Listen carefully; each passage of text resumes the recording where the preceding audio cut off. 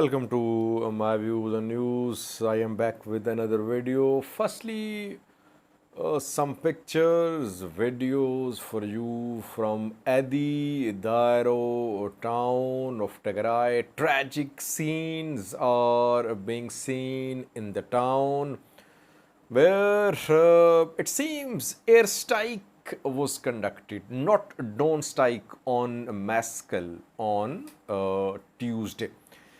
Secondly, another indication of the economic crisis which Ethiopian government is facing is that government is going to increase fuel prices at midnight. While I'm recording this video, gas stations are closed in Addis Ababa. How much increase is expected? And thirdly, viewers, Somalia's President Hassan Sheikh, we know, is in Ethiopia. He arrived in Addis Ababa today. Question is, who invited him? Did PM Abiy initiate it? Or did PM Abiy initiate? Or was it Hassan Sheikh's wish to visit Ethiopia? Now we have learned who initiated. Secondly, when Hassan Sheikh arrived in Ethiopia, he was welcomed by PM Abiy. Ethiopian military band played a song which was an indication as if PM Abiy was complaining to Hassan Sheikh. Firstly, viewers, we know that on Mescal Day, on Tuesday, airstrikes and drone strikes were conducted on several cities and towns of Tigray. I reported in two videos yesterday about drone strikes and airstrikes. In Mekelle, drone strikes were conducted, more than one. Shire was hit too. Now, Adi Daero, we reported yesterday that Adi Daero had been hit as well. Now, videos are being shared, some very graphic videos and pictures, which indicate that Adi Daero was hit on Mescal Day. It wasn't a drone strike. It was an air strike because substantial damage can be seen in the pictures and videos being shared. It seems the locality where this airstrike was conducted has been flattened. Substantial damage to the properties of people can be seen in the pictures and videos. Next question would be, who conducted this airstrike? Ethiopian Air Force or Eritrean Air Force? No one knows, obviously. But the damage indicates that it was an airstrike. And now it's clear that ENDF and EDF are not in Adi Daero. They are close to or at a distance from Adi Daero. By the way, they were close to and they were in Adi Daero a few days ago. They had to retreat. So it could be a revenge airstrike as well. What was the actual target? We don't know. But you can see that it's a residential area in the pictures. And small houses can be seen. It means that some residential area has been hit where people's properties have been destroyed. How many were killed in this airstrike? No details shared by Tigray regional government. So, by the way, Tigray regional government, Getachew, DWTV, Tigray TV, they have not said a word about this airstrike on Adi Daero. Mainly pro-Tigray news sources are sharing pictures, videos. The news sources which are very close to Tigray regional government, who are fed information by the Tigray regional government. That is why these videos are being shared now by all news outlets or Tigray-backed activists. But no details shared by DW, Tigray TV, Getachew, Tigray government so far. Maybe after a few minutes or hours we could see details. But that shows that this residential area was hit. And we know how precise Ethiopian and Eritrean bombers are. Russian old bombers, they don't have precision striking capability. Only Ethiopian drones can hit targets precisely, TB2s especially, and wing-longs as well. Ethiopian bombers, Eritrean bombers are not extremely precise. Civilians already dying in these drone strikes are now being seen victims of these airstrikes, and airstrikes always cause substantial damage if you compare airstrikes and drone strikes.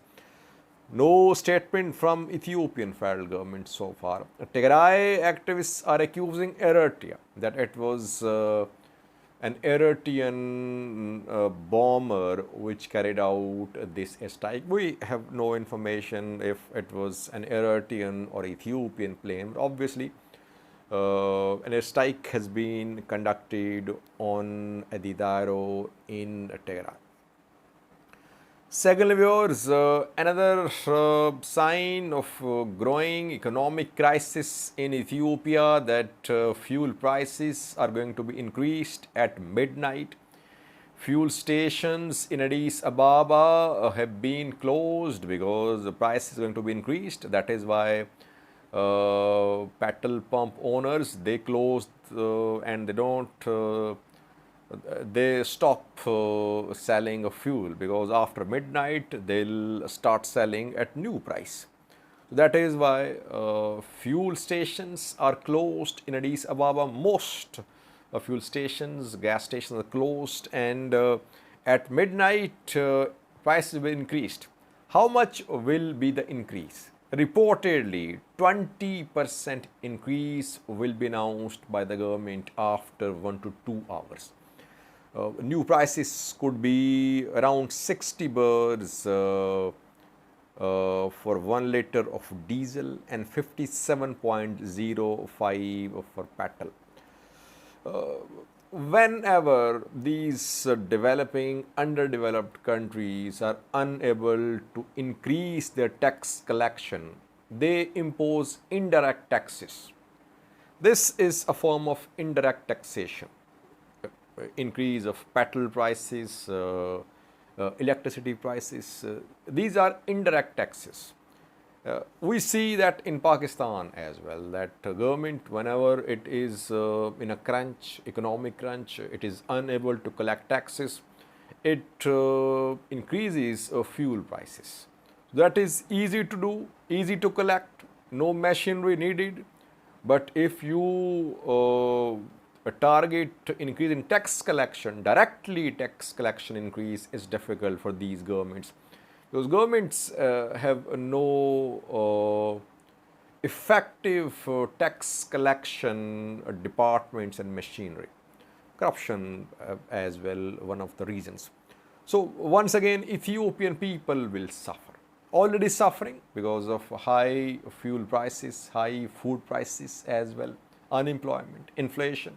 And now fuel prices going to be increased at midnight in Ethiopia. I have a clip for you showing that gas stations in Addis Ababa are closed these minutes. I'm recording this video. Or the clip, the next news story.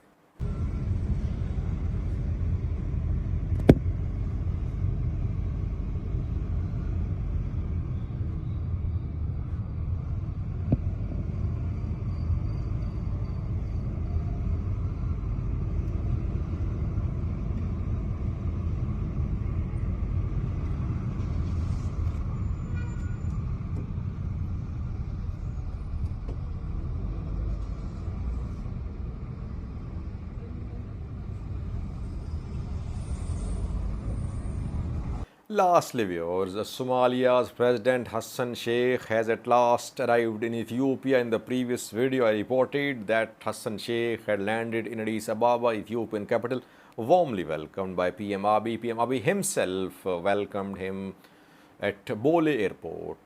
We know that when Hassan Sheikh visited Kenya, he was not welcomed by Kenyan President at the airport. In Eritrea, he was welcomed by Isaias Afwerki at the airport. In Djibouti as well, he was welcomed by Ismail Omar at the airport. And in Ethiopia too, PM Abiy traveled, he was there at the airport to welcome Hassan Sheikh.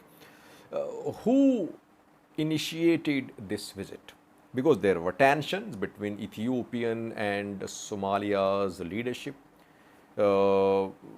Former President of Somalia, Abdullahi Farmajo, was an ally of PM Abiy of Ethiopia, Isaias Afwerki of Eritrea, and they signed a tripartite security agreement as well in 2018. And Hassan Sheikh contested election against Farmajo. Hassan Sheikh became the president. He visited all the neighboring countries, not Ethiopia. So there were signs of tension between Ethiopian and Somalia's governments. Now, Hassan Sheikh is in Addis Ababa. PM Abiy invited him, reportedly. There was a phone call between them. What we have learned is that PM Abiy extended this offer to Hassan Sheikh, that Hassan Sheikh should visit Ethiopia. Ethiopian government is concerned about increased Egyptian influence in Somalia. Yes, Somalia-Ethiopia alliance is needed for peace and stability in the Horn of Africa in the fight against Al-Shabaab. But Ethiopia wants to curtail Egyptian influence in Somalia. Egyptian bank Messer has been allowed to operate in Somalia. Egyptian airline has been allowed to start services in Somalia.